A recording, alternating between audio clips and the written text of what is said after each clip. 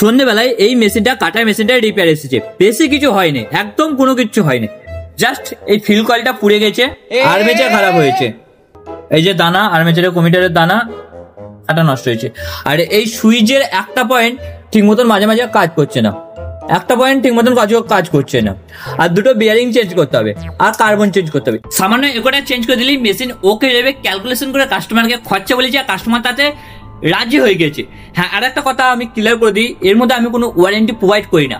সপ্তাহের মধ্যে খারাপ গেলে সেটা আমি চেঞ্জ করে দিই, বাস ওয়ারেন্টি আমি প্রোভাইড করি না। এইসব জিনিস খারাপ হয় 90% ক্ষেত্রে যে কাজ করে তার দোষে। একটা রড কাটে, সেটাকে যদি একভাবে চাপ দিয়ে কাটে, ভাই মেশিন খারাপ হবে, এর অতটা লোড ক্যাপাসিটি নেই। হালকা করে চাপ দিবে উঠবে, মানে কাট আপ করবে, জাস্ট কাট আপ মেশিনটার নাম, কাটবে তুলবে, এরকম করে যদি ধৈর্য ধরে কাটে মেশিন ভাই বহুদিন চলবে। সে চাইনা মেশিনে হোক না, বহুদিন চলবে। আর যদি একভাবে গায়ের জোরে যদি চাপ দিয়ে কাটে, সে যত নামি দামি কোম্পানি হোক না কেন, মেশিন তাদের খারাপ হয়ে যাবে। সেজন্য আমিও অন্তত ওয়ারেন্টি প্রোভাইড করি না।